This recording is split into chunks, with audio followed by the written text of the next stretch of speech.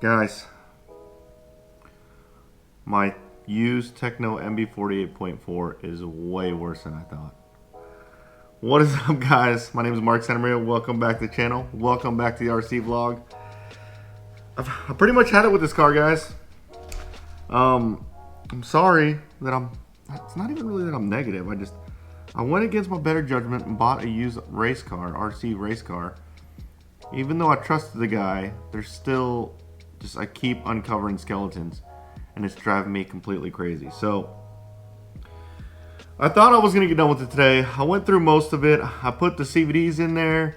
I built my radio tray. Really, I was just waiting on this package that came in, these two packages that came in, so I can start putting it together because I needed these packages. And then I was gonna do a video on my car not being that great, as good as I thought it would be, but I keep uncovering new stuff. So right now, what I just uncovered, oh, it's so frustrating.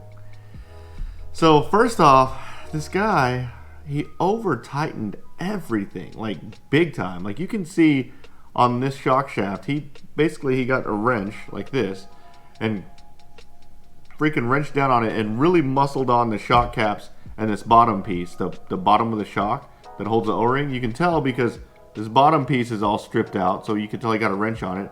And then along all the shocks, it's all like you could tell there's like a wrench that grinded on it.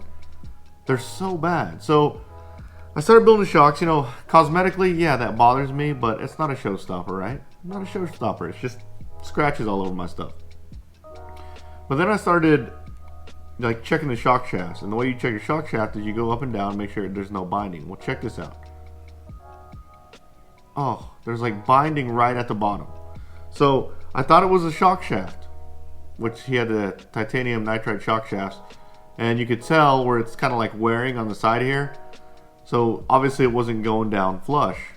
Well, it's not the shock shaft because I just put a brand new shock shaft in there, and it's still binding at the bottom.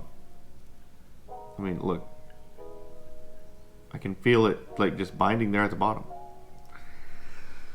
Oh. So basically I need a new shock shaft. Not a new shock shaft, I need a new shock body. And I really need new shock bottoms, but I don't want to buy all that stuff. Only because the new car's coming out, I don't want a whole bunch of spares. Anyways, that is what I discovered today. Let me open up this package and I'll show you the other stuff that I discovered. The over tightening of the screws, he basically over tightened and like wrenched down every screw he possibly could, like all the way. So whenever you work on a car, you don't have to wrench it all the way down. The rule of thumb is like with two fingers, just kind of turn it as much as you can. If your two fingers give, that's obviously too tight. He wrenched down every screw. There was probably maybe 4 or 5 screws in the radio tray that were stripped. Not just radio tray, but like under the car, the center diff, the holes on the bottom of the the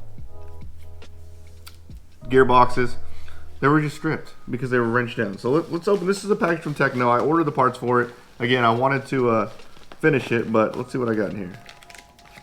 Oh, that was nice of them. They put some Tekno stickers in there. So these are the upgraded standoffs, and you get these new shock bushings. So, oh jeez.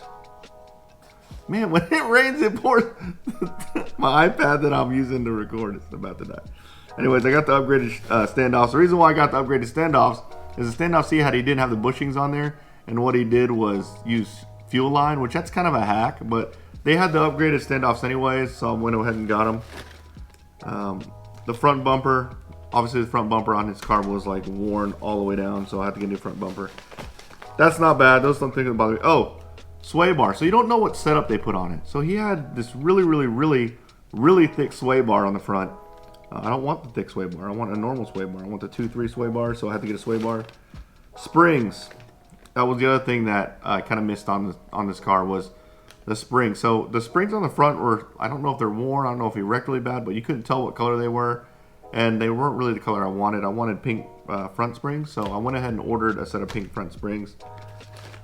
Here is, I bought some extra servo horns because you need a specialized servo horn for the throttle, and I just want to make sure I had extra ones just in case it was stripped or I stripped it.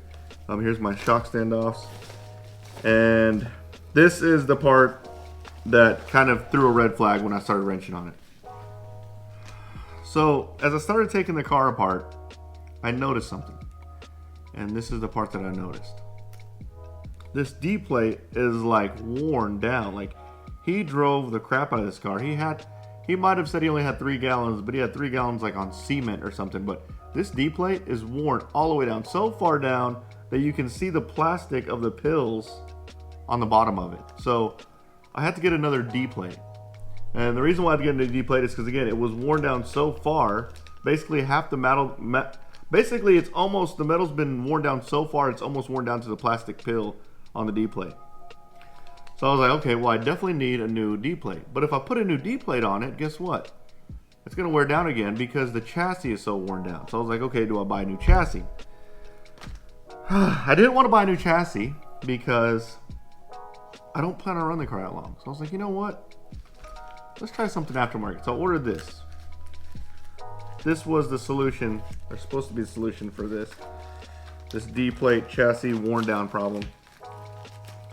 I haven't even opened this stuff yet. This is all opening on live on the air.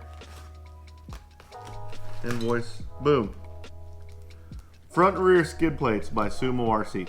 So what I'm hoping this will do is I'm hoping it will at least fill the worn down part of the chassis, so it will protect my D plate from wearing down really bad. Yeah, that's my current situation with NB48. I wanted to get it running this weekend. I don't know if I'm going to wait for the shock shaft or just run it how it is. I don't know if not shock shaft, the shock body, or just run it how it is. I don't know if I have the shock body. I'll probably finish out building the shocks or the rear shock. So I've started doing the front. I found the problem on the second front shock I built. I'll probably finish out doing the rear to make sure that I don't need anything else. I was trying to wait to order everything until I completely put the car back together. Obviously that didn't work because I wanted to just get it all here as fast as I could because I wanted to get it on the track, but man, it's way worse than I thought it was going to be. I should have just ordered a brand new one. Anyways, I'm in my kitchen today wrenching. I decided to kind of change the scene a little bit. Garage is kind of hot and humid. It's been raining and it's really hot here in Texas. And I didn't want to really wrench in my office, so I'm out here in the kitchen. But anyways, guys, sorry about these negative Nancy type vlogs, but you guys like them. I mean, the views speak for itself. Every time I post a video about something that went wrong or this car sucked, it's like twice as many views as my regular videos that I release. But anyways, I don't know what I'm going to do yet. I'm probably going to order that shock body, but it's a little frustrating. Got to do another order. Anyways, if you like this video, guys, smash that like button, turn on the notification bell, subscribe to my channel, and you guys will see me next time. Later, guys.